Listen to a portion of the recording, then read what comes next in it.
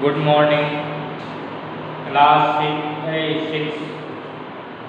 विषय एसएसटी इतिहास का पहला अध्याय कब, कहाँ और कैसे। इतिहास का महत्व। इतिहास पढ़ने के पीछे क्या कारण है, क्या महत्व है इसका, इतिहास हमें क्यों पढ़ाया जाता है, कोई तो कारण होगा। तो इतिहास पढ़ने के पीछे क्या महत्व है, इससे हमें क्या लाभ है। पहला है, इतिहास में अतीत की जानकारी देता है। तो इतिहास पढ़ते हैं उससे हमें प्राचीन समय के बारे में जानकारी प्राप्त होती है। अतीत का मतलब प्राचीन, जो प्राचीन समय है उसके बारे में हमें कहाँ से जानकारी प्राप्त होती है, इतिहास पढ़ते हैं। जब इतिहास पढ़ते हैं तो उस समय कैसे लोग रहते थे, उनका खान पीन क्या था, उनकी वेशभूषा क्या थी, उनकी संस्कृति क्या थी, शिक्षा किस प्रकार प्राप्त करते थे, ये सभी जानकारियां कहाँ प्राप्त होती है, इतिहास पढ़ने के बाद में प्राप्त होती है। इतिहास में मानव की सभ्यता एवं संस्कृति के क्रमिक विकास की जानकारी देता है। जो लोगों की संस्कृति थी, जो मानव सभ्यताएं थी, उनका स्टेप बाय स्टेप यानी क्रम से हमें जानकारी प्राप्त करने में तो इतिहास पढ़ना पड़ेगा। इतिहास की पुस्तकों से उनके बारे में जानकारी प्राप्त होती है। इतिहास में राजाओं से लेकर सामान्य व्यक्ति तक की जानकारी देता है। जो इतिहास लिखा गया है उनको पढ़ते हैं तो एक राजा से लेकर एक सामान्य व्यक्ति तक जो जानकारी मिलती है उनके बारे में हमें इतिहास से प्राप्त होती है। इतिहास हमें भाईचारे से रहने की प्रवृत्ति उत्पन्न करता है। देखो, इतिहास में हमने पढ़ा कि पिछली बार हमने क्या गलतियां की जिनकी वजह से आज हमें इस स्थिति पर खड़ा होना पड़ा। कुछ कमियां रह जाती है, उन कमियों को जानने का एक आपको माध्यम है, आपको जानकारी प्राप्त होती है। जो लड़ाई झगड़े हुए, युद्ध हुए, वो क्यों हुए, कैसे हुए, जो आगे न हो, ऐसी स्थितियां आगे उत्पन्न न हो, इसलिए इतिहास पढ़ा जाता है। इतिहास में अतीत की बुराइयों से मुक्त है। इतिहास में हमने जो मानव की जो गलतियां की, मानव की जो गलतियों की बुराइयों के कारण जो संघर्ष हुए, लड़ाई हुई, उनको हम दूर कर सकें, ऐसी गलतियां हम दोबारा न करें, इसलिए हमें इतिहास पढ़ने की जरूरत होती है। इतिहास से ही हमें जो आज घटना घट गई वो कल क्या बन जाती है, इतिहास बन जाती है। जब हमें प्राचीन समय के बारे में अध्ययन करना है, जानकारियां प्राप्त करनी है, तो हमें क्या पढ़ना पड़ेगा, इतिहास पढ़ना पड़ेगा। किसी राजा के बारे में, किसी मनुष्य के बारे में, सामान्य व्यक्ति के बारे में, किस युग में, किस समय कैसे व्यक्ति रहते थे, उनके बारे में अगर जानकारी प्राप्त करनी है तो क्या पढ़ना पड़ेगा, आपको इतिहास पढ़ना ही पड़ेगा। इतिहास क्या है, एक लंबे समय अवधि है, इसको पढ़ने में दिक्कत आती है, इसलिए इतिहासकारों ने इसको 3 भागों में बांट दिया। जो इसका समय था इतिहास का, उसको कितने भागों में बांट दिया, 3 भागों में बांट दिया। क्योंकि भारत का इतिहास लंबा है, भारत की जो मानव सभ्यताएं थी वो लंबी थी, उनके बारे में अध्ययन करने में दिक्कत थी। इस दिक्कत को, इस कठिनाइयां को दूर करने के लिए हमने इतिहास का जो समय था, काल अवधि थी, उसको 3 भागों में बांट दिया।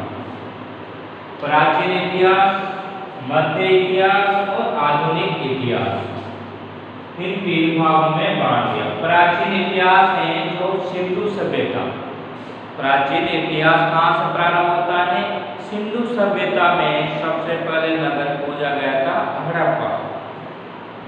हड़प्पा से लेकर जो कनिष्क हर्षवर्धन शासक था उसके समय तक प्राचीन इतिहास। दक्षिण भारत में देखें तो चालुक्य राष्ट्रकूट राजा थे, उनका समय वो प्राचीन इतिहास में। मध्य इतिहास पढ़ा जाता है मुगल काल से लेकर अंग्रेजों तक। मुगल काल आए और अंग्रेजों के जो बीच के मध्य का समय था, उस इतिहास को हमने नाम दिया मध्य इतिहास। अब अंग्रेजों से लेकर जो आज दिन तक है, अंग्रेजों से लेकर यानी 1857 की जो क्रांति हुई थी उसको लेकर आज तक का जो इतिहास है वो आधुनिक इतिहास कहलाता है। तो ये इतिहास है, इतिहास का महत्व है। इतिहास क्यों पढ़ा जाता है? इतिहास पढ़ने में दिक्कत कठिनाइयाँ पैदा हुई, इसलिए हमने इतिहास को 3 भागों में टुकड़ों में विभाजित कर दिया। आपने देखा होगा बड़ी पुस्तक होती, उसको पढ़ने में लंबा समय होता है तो क्या होता है, आलस से आने लग जाता है। छोटी पुस्तक होती है उसको जल्दी खत्म हो जाती है तो मन भी अच्छा लगता है। इसलिए इतिहास को हमने 3 भागों में बांट दिया, प्राचीन इतिहास, मध्य इतिहास और आधुनिक इतिहास।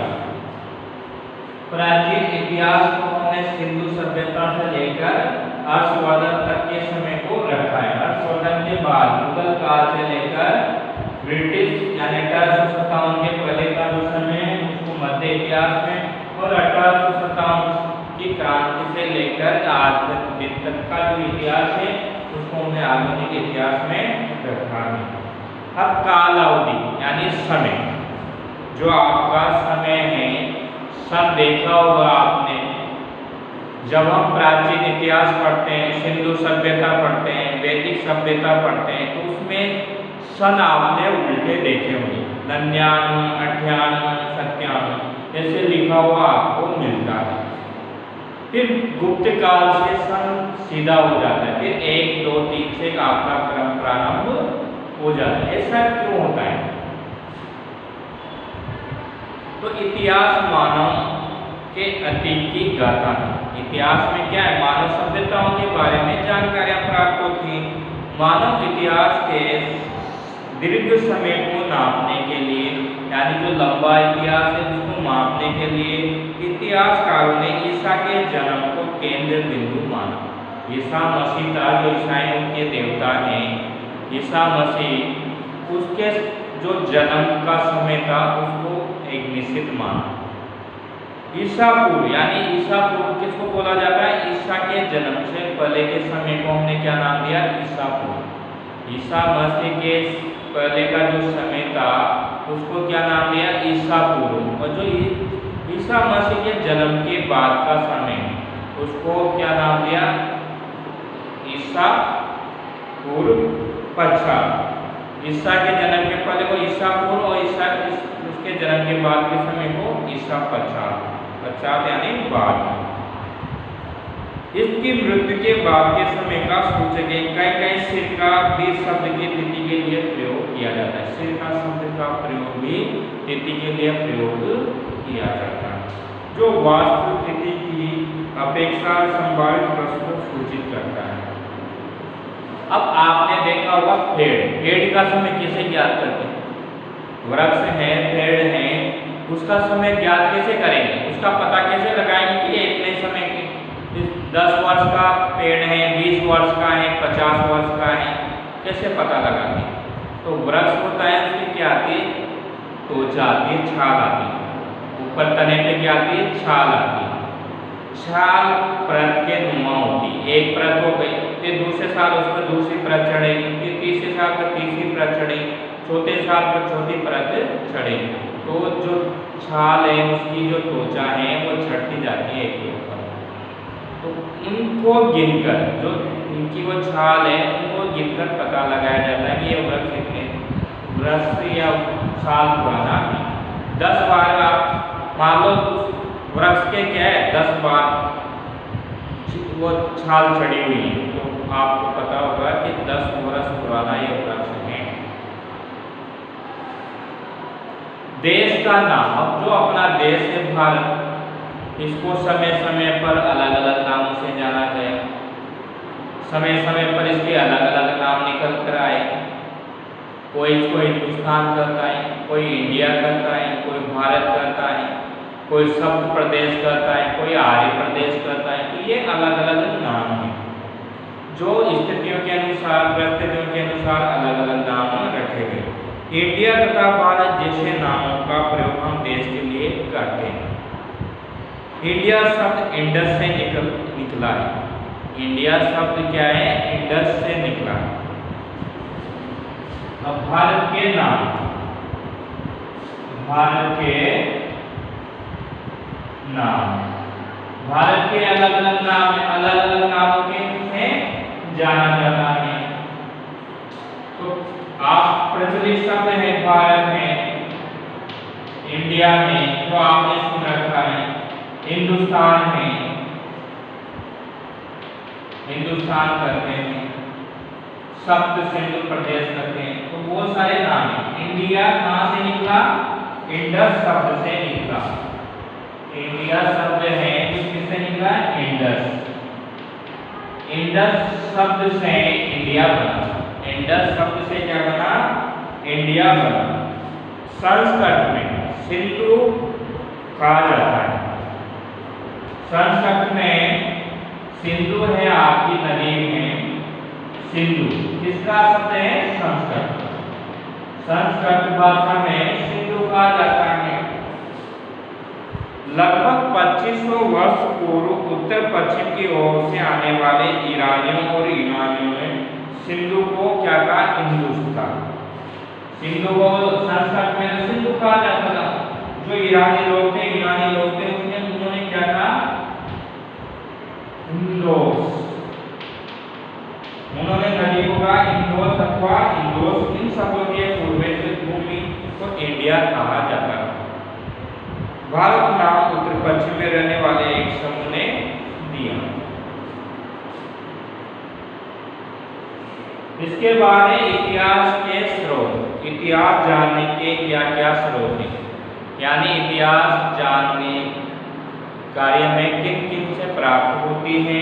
तो पुरातात्विक स्रोत, पुरातत्व में कौन कौन से आते हैं? स्मारक आते हैं आपके, पुरातत्व शास्त्र आते हैं, सिक्के आते हैं, कला वस्तुएं, राज्य का शिलालेख आते हैं। अब आता है साहित्य, जो लिखा जाता है कागज में, किसी पर लिखा जाता है। इसमें धार्मिक साहित्य हैं,